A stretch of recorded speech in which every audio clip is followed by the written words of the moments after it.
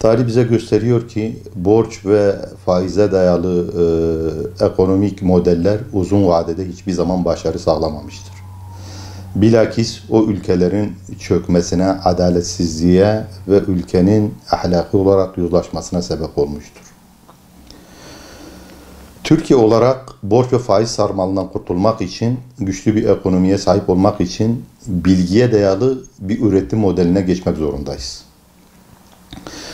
Bunun için de eğitime yatırım yapmak zorundayız. Nitelikli insan kaynağı bir ülkenin en değerli sermayesidir. Nitelikli insan kaynağı olduğu zaman yüksek teknolojik ürünler üretilebilir.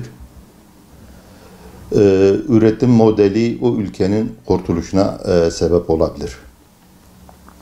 Bundan dolayı ülke olarak üretim modeli olarak Ar-Ge çalışmalarına ağırlık verilmeli. Özellikle üniversitelerle sanayi işbirliği yapmalıdır. Bu yapıldığı takdirde o ülke üretiminde yüksek teknolojik ürünler üretir. Hem işsizliğin önlenmesinde hem yatırımların oluşmasında ve ülke dışa bağımlılıktan da kurtulur. Diğer bir husus da borç ve faiz sarmalına kurtulmanın bir özelliği de enerji bağımsızlığının olunması lazım. Çünkü bu ülke enerjide dışa bağımlı olduğu sürece sürekli cari açık verir. Kendi enerjisini elde eden bir ülke üretimdeki girdi maliyetlerin hem düşmesine hem de dışarıya bağımsızlıktan kurtulur. Diğer bir husus da adil bir vergi sisteminin oluşması lazım. Üretimde adil bir vergi sistemi oluştuğu vakit,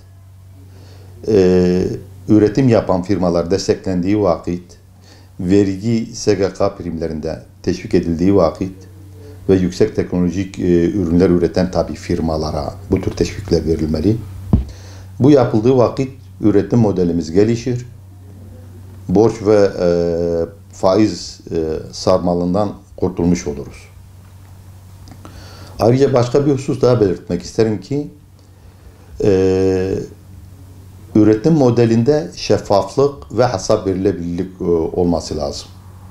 Özellikle ülkeyi yöneten iktidarın kamu kaynakları konusunda israfı önlemeli, yolsuzluğun önüne geçmeli ve toplumun bu üretim ve ekonomik modele halkın güvenini sağlamalıdır. Bu yapıldığı takdirde ekonomik model, yani üretime dayalı ekonomik model toplum tarafından kabullenmiş olur. Dünya ekonomisine baktığımızda özellikle gelişmiş ülkelerin hiçbir tanesinde borç ve faize dayalı bir ekonomik sistemleri yoktur. Bu ülkeleri göz önüne getirdiğimiz vakit hemen hemen faiz oranları sıfıra yakındır yani. Ve borçlanmayan ülkelerdir. Borçlanan ülkeler sürekli zaten buyruk altında ve kendilerini hiçbir zaman geliştirememektedirler. Sonuç olarak şunu söylüyorum. Borç ve faize dayalı bir ekonomik model hiçbir zaman başarı getirmez. Bunun için bilgiye, üretime ve yüksek teknolojiye yatırım yapmak zorundayız. Özellikle nitelikli insan kaynağını yetiştirmemiz gerekir.